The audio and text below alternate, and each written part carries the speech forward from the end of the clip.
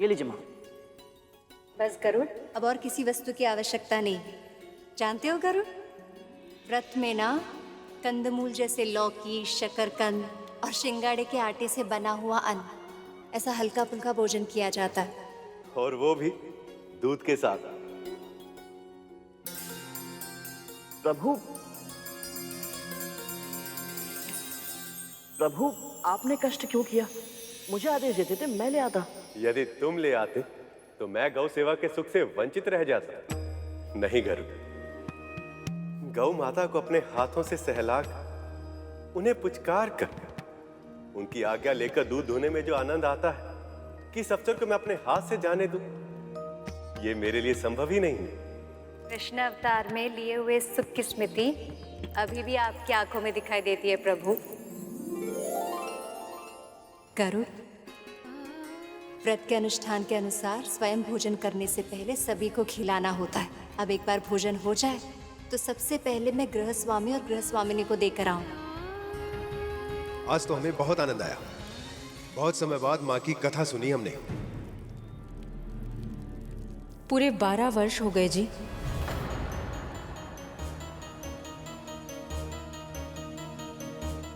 हम जानते हैं हर नवरात्रि में आपके मन की पीड़ा फिर से उभर कर आ जाती है, परंतु धीरे धीरे इस पीड़ा को मिटाना होगा। कैसे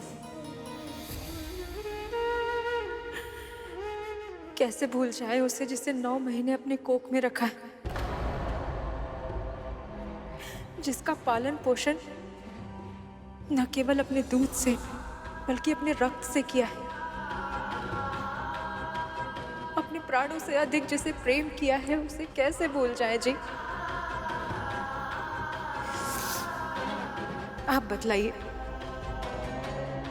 क्या आप भूल सकते हैं वो दिन जिस दिन आपके हृदय का अंश आपको और हमें छोड़कर न जाने कहां चला गया? बतलाइए ना, करिएगा ऐसा।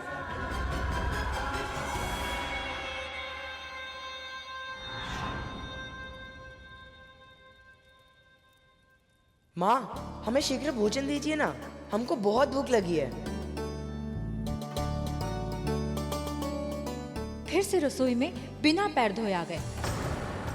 कितनी बार मना किए हैं हम आपको? हाँ, हर चीज में मना करती रहती है। बिना पाँव धोए रसोई में ना आए, हलवाई से लेकर मिठाई ना खाए, सूर्यास्त के बाद घर से बाहर ना निकले। केवल आप ही हमें रोक टोक करती रहती है। बावला हो गए आप। आपको कितनी बार समझाया हमने, आप अपनी माँ से इस प्रकार बात ना किया कीजिए। समझ नहीं आती आपको? यदि माँ आपको किसी काम के लिए मना करती है तो आपके भले के लिए ही करती होगी ना। हम अब बड़े हो चुके हैं, आप दोनों हमेशा मुझे डांटते रहते हैं। आपको ये बात समझ में नहीं आती है क्या कि हम अपना भला बुरा समझने के सक्षम हो गए हैं? ठीक है, हमको भी नहीं रहना यहाँ पर। अरे पुत्र, रुकिए, कहाँ जा रहे हैं? कम से कम भोजन तो करके जाइए। डांट खा ली है और भूख नहीं है।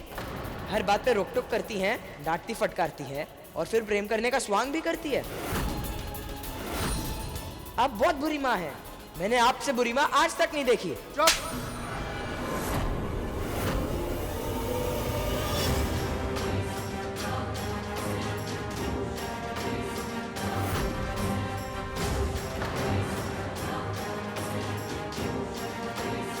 अरे आने दीजिए। क्रोध शांत होगा तो लौट आएंगे, ना तो कहां जाएंगे इतने बड़े संसार में।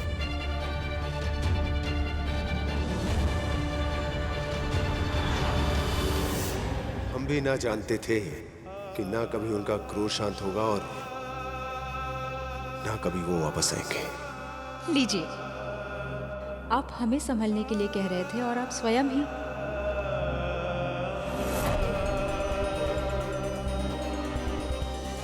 पुत्र के जाने के दुख में इन दोनों ने उत्सव मनाना ही छोड़ दिए थे, इसलिए हम यहाँ आए हैं भक्ति पर इनका विश्वास वापस लाने। कभी कभी भक्त की आस्था वापस लाने के लिए भगवान को भी किसी न किसी रूप में आकर प्रयत्न करना पड़ता है। सुनिए बहन जी,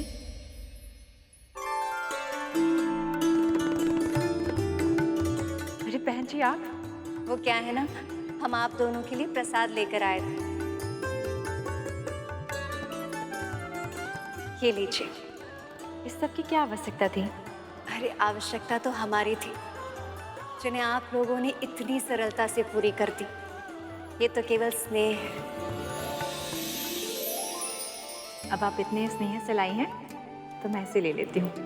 आप लोग इसे चख के देख लीजिए ना कि भोजन ठीक बना या नहीं, नमक अधिक है या कम है। वो क्या है ना, इन्हें परोसने से पहले मैं भोजन सुधार लूँगी। जी, आप भीतर आइए।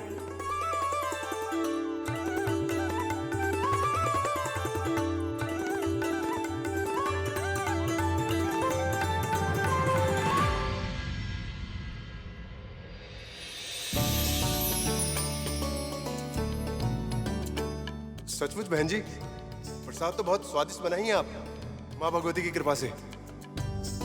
धन्यवाद। आज नींद बहुत अच्छी आएगी। आप दोनों अपनी चिंता माँ पर छोड़ दीजिए, मैं चलती हूँ।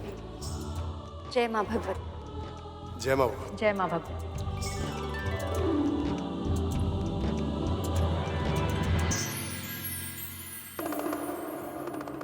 मूषक जी, प्रसाद तो केवल बहाना था। मामी श्री के शास्त्री जी के घर जाने का उद्देश्य तो उनके दुखों का कारण जानना था, ताकि वो उनकी सहायता कर सकें। और इसी उद्देश्य से मामा श्री और मामी श्री उन्हें नव दुर्गा की कथा सुना रहे हैं, ताकि उनके सारे दुख दूर हो सकें।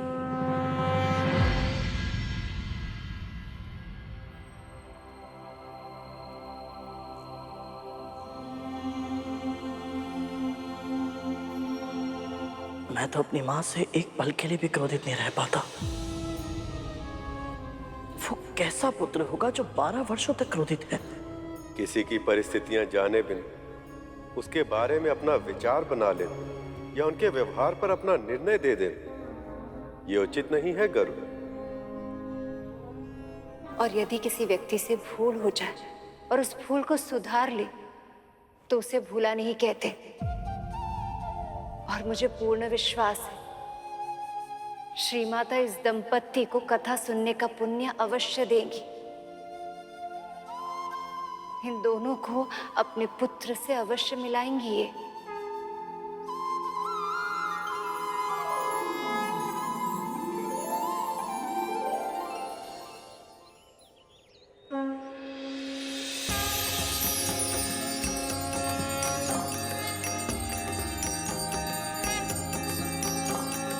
अभी तक नहीं आए वो।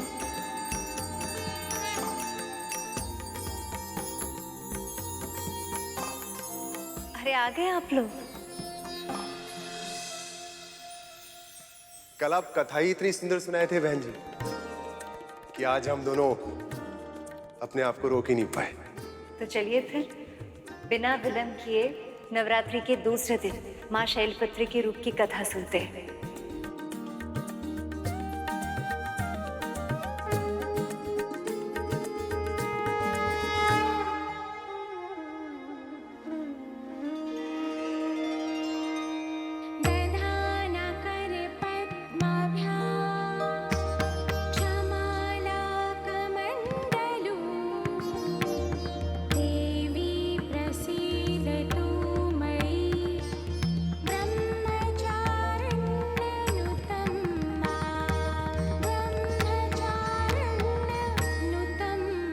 ब्रह्म का अर्थ होता है वेद तत्व तपो ब्रह्म, अर्थात वेद तत्व और तप ही ब्रह्म है। और चारिणी का अर्थ होता है चारण, अर्थात आचरण करने वाली। इस प्रकार ब्रह्मचारिणी का अर्थ हुआ तप का आचरण करने वाली। देवी का ये रूप पूर्ण ज्योतिर्मय है और अत्यंत भव्य। इनके इस रूप के दाएं हाथ में जप की माला है और बाएं हाथ में कमंडल। माँ, देवी माँ का ये रूप कैसे उजागर हुआ? इसके बारे में विस्तार में बताइए ना। समय के साथ साथ महाराज हिमवंत और महारानी मैना की पुत्री काली चंद्रमा की कलाओं की तरह खिलती जा रही थी।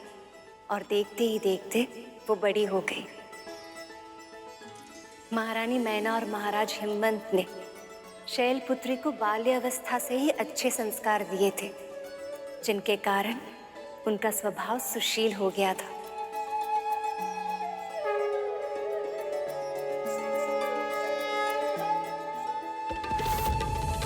महारानी मैना ने छोटी अवस्था से ही उन्हें तरह तरह के व्रत और अनुष्ठान करना सिखाया था, ताकि शैलपुत्री को वो पति की प्राप्ति हो जिनके लिए उनका जन्म हुआ था।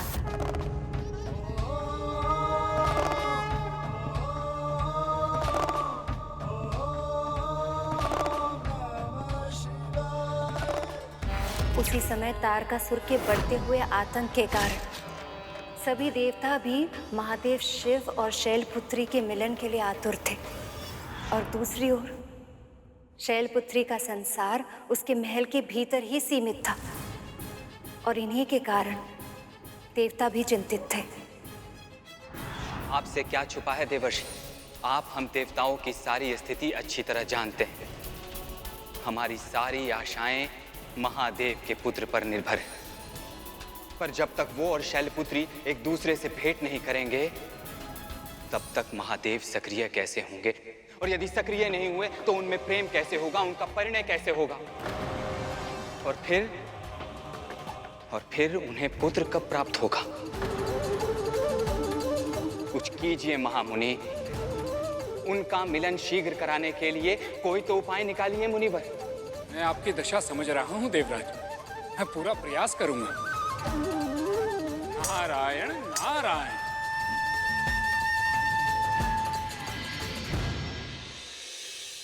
नारायण नारायण।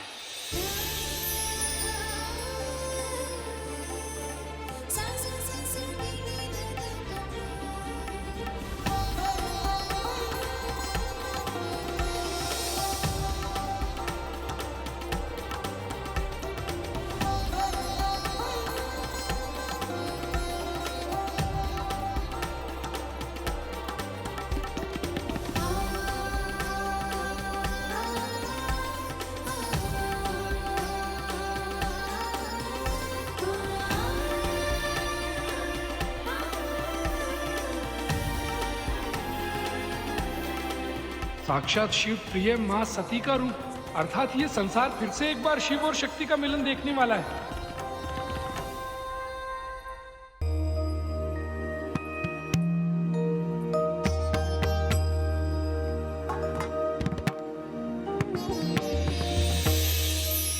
आज्ञा दीजिए मुनिवर, आपके चरण प्रखार कर मैं आपका स्वागत करना चाहती हूँ। ये क्या कर रही हैं देवी आप? मैं तो एक साधारण मुनि हूँ। आप तो महामुनि हैं, मैं तो केवल साधारण सी कन्या हूँ। आपको ज्ञात नहीं है देवी कि आप स्वयं महाशक्ति का रूप हो। आपका आदर सत्कार करके मुझे आनंद भी मिलेगा और आशीर्वाद भी। आज्ञा दीजिए मुनिवर।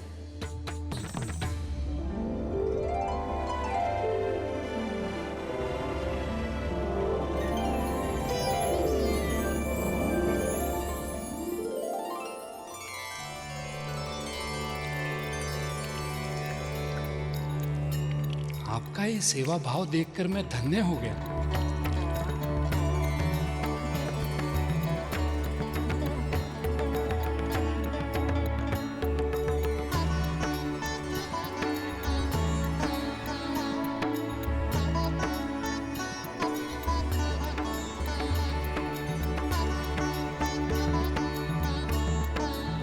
आइए मुनिवर। मैं तो ये भी नहीं जानता कि आप मुझे आशीर्वाद दे रही हैं या फिर मेरी कामना को फलीभूत होने की शक्ति प्रदान करके पूरे जगत को आशीर्वाद दे रही हैं।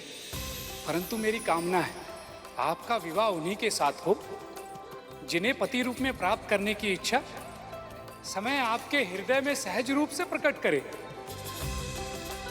जिनके लिए आपके हृदय में भाव अपने आप उत्पन्न हो। नारायण नारायण। आइए मुनिवर।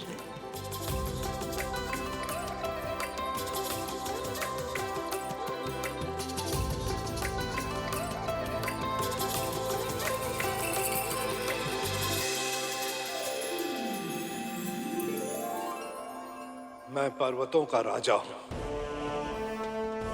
दूर दूर से ऋषि मुनि मेरे पर्वतों पर आकर तपस्या करते हैं। उनके आतिथ्य और उनकी सुरक्षा का दायित्व मुझ पर है, किंतु फिर भी तारकासुर के आतंक से मैं उनकी रक्षा करने में असमर्थ हूं, और यही मेरे हृदय में दुख का सबसे बड़ा कारण है।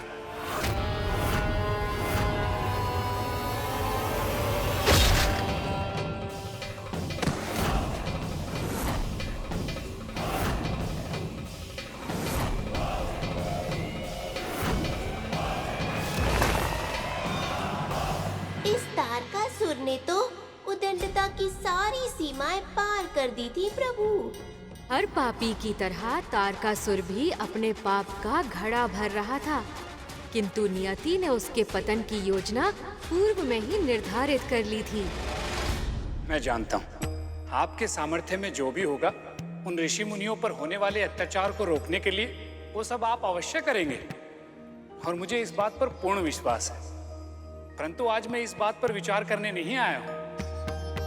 श्री नारायण की कृपा से मेरे मन में शैलपुत्री के विवाह को लेकर विचार आया है। यदि आपकी आज्ञा हो तो। आप मुनिवर हैं, देव ऋषि हैं, उससे कुछ कहने के लिए आपको संकोच करने की आवश्यकता नहीं। आपके ही राज्य में इस महल के निकट एक गुफा है, और उस गुफा में एक दिव्य योगी समाधि लिए बैठे हैं। यदि आप अपनी पुत्री को उनकी सेवा में समर्पित करें तो उसका कल्याण अवश्य होगा। नारायण नारायण।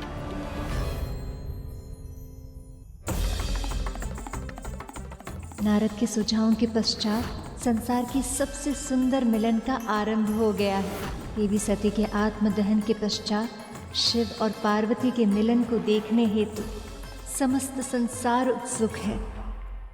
जैसी कोमल है वो, आज तक एक पल के लिए भी कभी मुझसे दूर नहीं रही है।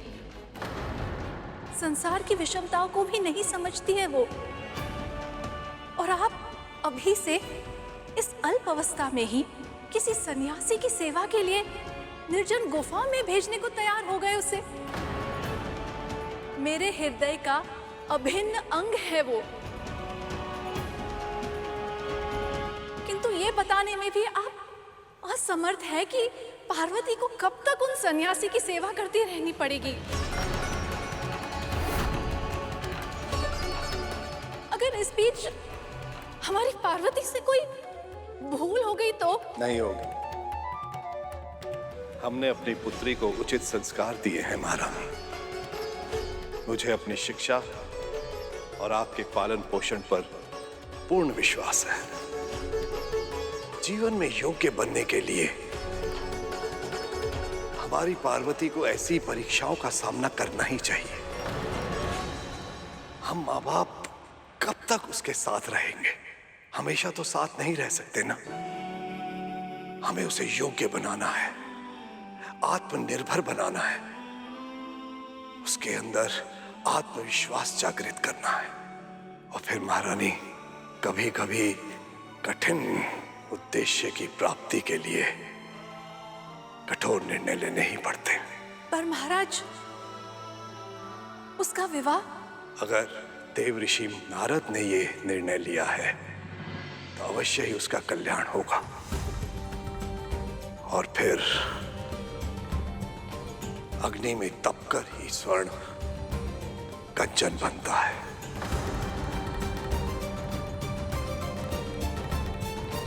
इस ऋषि की सेवा करने से अवश्य मेरी पुत्री का भी उत्थान होगा और उसकी शादी शीघ्र ही शिव जी से हो जाएगी। इस कथा के आरंभ होने की प्रतीक्षा मैं भी आतुरता से कर रहा था। मेरे माता पिता के मिलन तथा तारकासुर के वध की कथा अति रोचक है मूषक जी। आपको भी अत्यधिक आनंद आएगा इस कथा को सुनने में। और इस कथा में गरुड़ के लिए भी एक अति महत्वपूर्ण सीख छिपी है, जो उसे मामा श्री का वाहन बनने में उसकी सहायता करेगी।